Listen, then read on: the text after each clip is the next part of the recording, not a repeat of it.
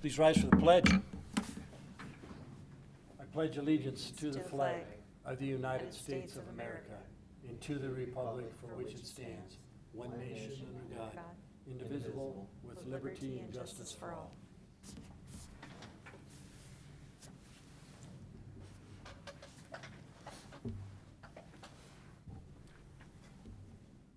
First, I'd like to apologize. We had some technical difficulties. We are in different times, a whole different atmosphere. Today, all the computers were working fine. The Zoom was working fine. Facebook was working fine. At meeting time, it decided to not be working fine, so we appreciate your patience and indulgence. This is the April 7th, 2020 Post Falls City Council meeting. Shannon, please note that all council members are present. We've got Councillor Anthony in the chambers with me. We've got Councillor Thorson in one of the rooms off the chambers, and then we've got Councillor Malloy, Councillor Borders, Council President Wilhelm, and Councillor Wolf in different parts of the building on different computers. So bear with us as we try to get through this. It should be a fairly short meeting. We'll learn and improve as we go. Tonight, we do have a proclamation. And it's National Public Safety Telecommunicators Week. Whereas emergencies can occur at any time that require police, fire, or emergency medical services, and whereas when an emergency occurs, the prompt response of police officers, firefighters, and paramedics is critical to the protection of life and the preservation of property, and whereas the safety of our police officers and firefighters is dependent upon the quality and accuracy of information obtained from citizens who telephone the Post Falls Communications Center. And whereas public safety telecommunicators are the first and most critical contact our citizens have with emergency services. And whereas public safety telecommunicators are the single vital link for our police officers, firefighters, and emergency medical personnel by monitoring their activities by radio, providing them information, and ensuring their safety. And whereas public safety telecommunicators of the Post Falls Communications Center have contributed substantially to the apprehension of criminals, suppression of fires, and treatment of patients. And whereas each dispatcher has exhibited a compassion, understanding, and professionalism during the performance of their job for the past year. Now therefore I, Ronald G. Jacobson, Mayor of the City of Post Falls, Idaho, do hereby proclaim April 12th through 18th, 2020 to be National Public Safety Telecommunicators Week in the City of Post Falls. I also mentioned that we were having some technical difficulties. Our intent is to stream these on Facebook as well as the normal cable television channel, 1300, but for some reason we're not able to get into Facebook right now either. So again, bear with me, we will improve. Under announcements, city website and city Facebook have information and updates about city operations and other agency resources during the COVID-19 pandemic. So tune to the city's website or Facebook for more information. Idaho COVID-19 hotline is can be reached at 1-888-330-3010.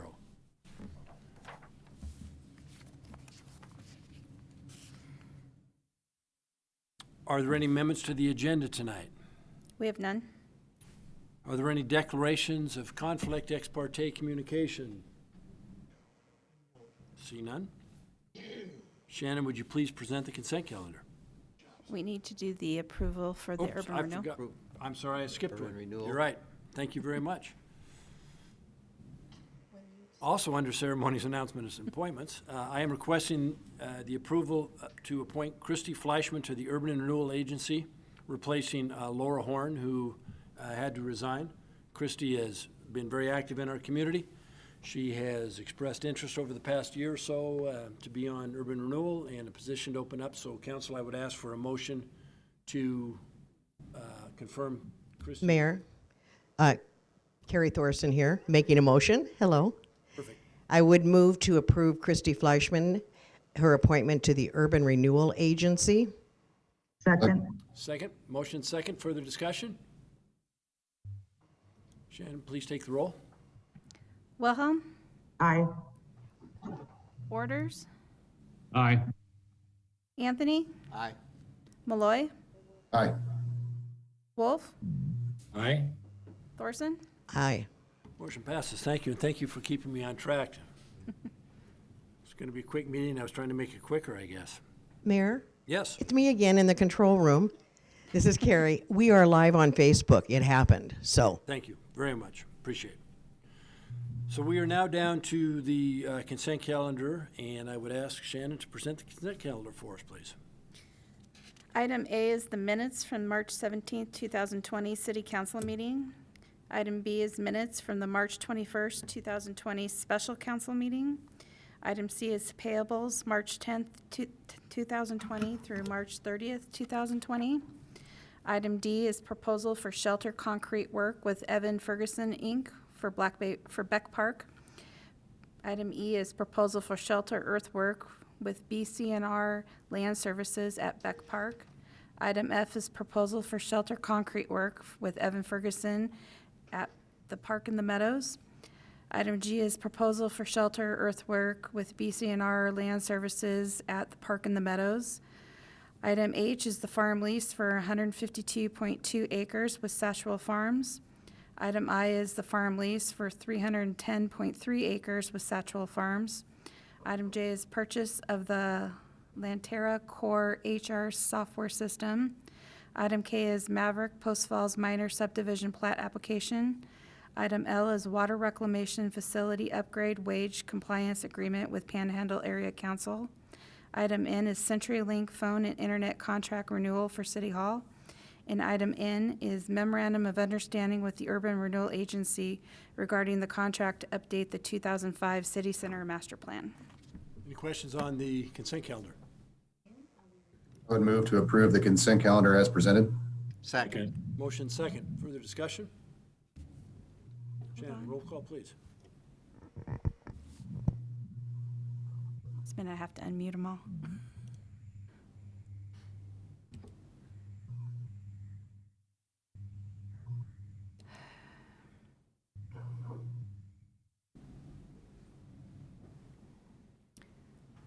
Wilhelm, Aye. Borders, We lost Lynn. and we just lost Lynn. Malloy, Aye. Wolf, Aye. Anthony, Aye. Thorson. aye.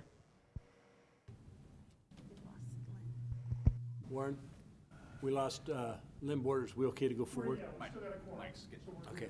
Motion passes. Thank you very much. Next item up on the agenda tonight is public hearings, and tonight we have none. Thank goodness. Followed by unfinished business, returning ordinances and resolution. Tonight we have none. New business, we have none. Administrative and staff reports, we have none. Citizens' issues, do we have any citizens' issues that have been submitted in writing? We have none. None. And the next item is mayor and council COVID questions. And as that, I guess, we're just going to see if council has questions to be answered. Anyone with questions on, I don't have any questions, but I do have an announcement. okay, let's Mayor. get down, we'll get down under the section, yeah. Yeah. Council, okay? Yes. Good. So the next item up would be mayor and council comments. And although the computers have dealt us a challenge right now, that I know they were working earlier today, we have had other meetings, and I just want to thank, Mike Kirby and Kit and Stephanie, Rhiannon, Shannon, and Warren Wilson for helping us get to this point. We'll get this figured out. We'll get the computers working properly, but it's very interesting when you go into a situation where you can only attend these meetings or hold these meetings electronically. And we've come a long way in the last few weeks, and I know we'll get better prior to our next meeting. So I want to thank all of those who have worked so hard to get us there. Just over 2 weeks ago, we called the special city council meeting. I discussed with Mayor Widmeyer the need to shut down the bars and restaurants in town, something that we did not take lightly, something we did not want to do but felt we needed to in light of the situation.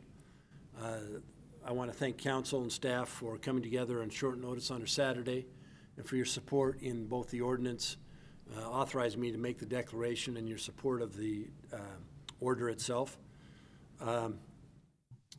Shortly thereafter, Post Falls and Coeur d'Alene made that move. Hayden and Rathrum did as well, so it's a unified approach. A few days later, the governor came forward and issued his stay-at-home order, and I was pleased to see that he had done that because it was a situation that could have very easily have gotten out of hand. And the governor was on a conference call today, and he said it last Thursday on the conference call we tune into every week. He said February 14th, I believe it was 14th, is the end of his stay-at-home, but he says it will not be over, and there will be changes, but it will not be over. So I'm anticipating it's going to be more of the same for at least a while. And when you hear the devastation and you hear the impact it's had, I fully support that. I've had many comments, phone calls, emails from people, and the main concern is the churches are closed, and they want me to petition the governor to reopen the churches. When I explain why I can't do that and won't do that, probably all but maybe one of them have been extremely understanding and supportive. So our citizens are impacted significantly by this. Businesses are impacted negatively. We just have to get through it. And as I look at what is going on in the city of Post Falls, as I hear comments, people reaching out to neighbors, people making sure that everybody is all right, most people adhering to the stay-at-home order, that's the way we're going to get through this. And hopefully we continue to adhere to those requirements and we get through this pandemic faster rather than down the road too far. There are going to be deaths, and unfortunately, and hopefully we will have none in Kootenai County, but it does happen. And I know when I talk to people in the medical field, it's a completely different environment for them.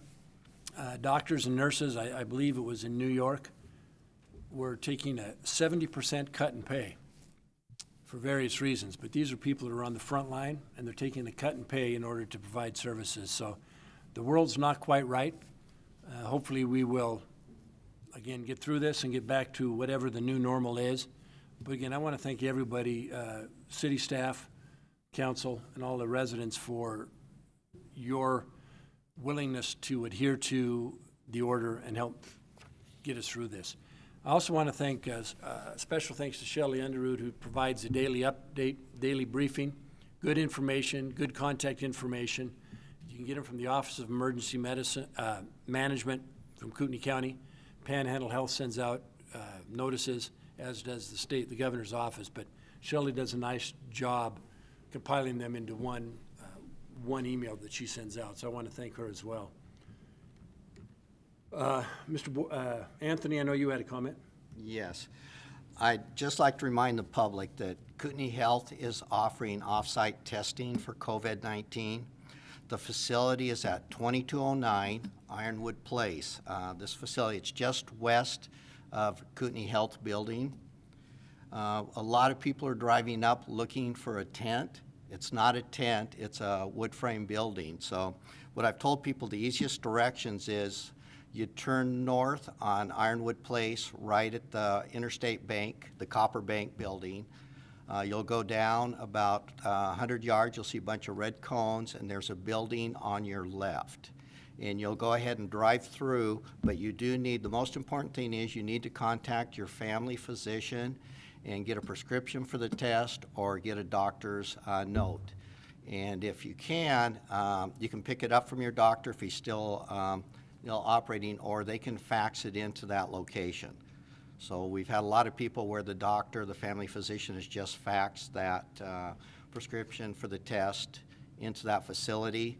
It is a lot quicker than going to the emergency room. If you have a real emergency, yes, but if you're just going for a test, it's a lot quicker to get the prescription and do the drive-through service. It opens at 9 o'clock in the morning, and been averaging quite a few people every day, so recommend you to get there early.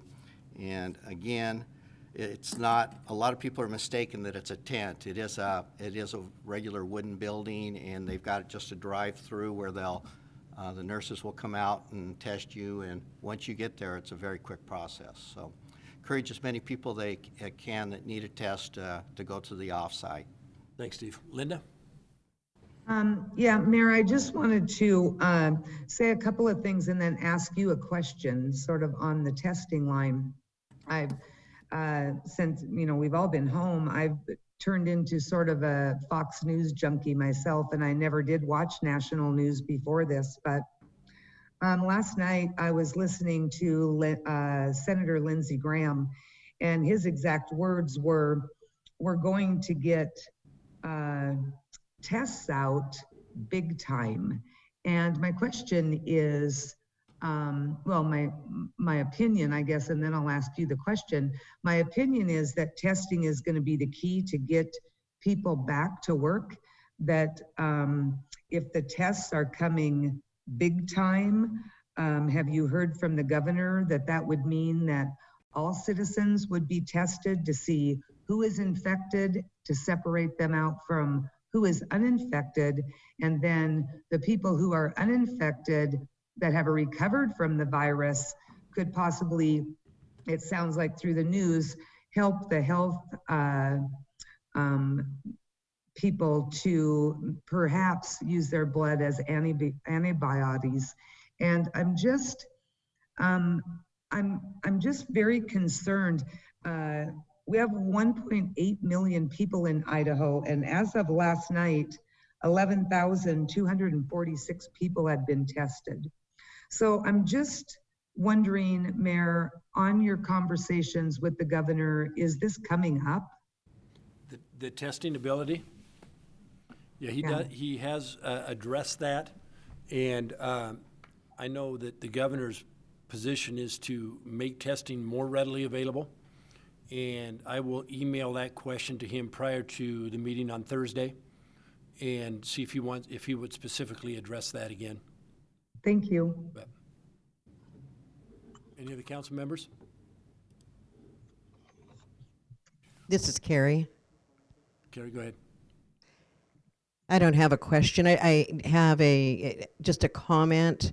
How much I appreciate our friends and neighbors here in Post Falls. I'm not seeing much of them because I'm pretty much at home, but staying in touch and just being good neighbors. This is really, really hard for everyone, no matter what your opinion is on any of the politics of it. It is a really difficult time, and I just really appreciate that our community appears to be showing a lot of grace. And so thank you. We will get through it. Not sure when, but just be kind to each other. Thank you. No other comments. We do not need an executive session tonight. So the next motion is, Adjourn. Adjourn. all those in favor? Aye. Aye. Aye. Meeting adjourned. Thank you.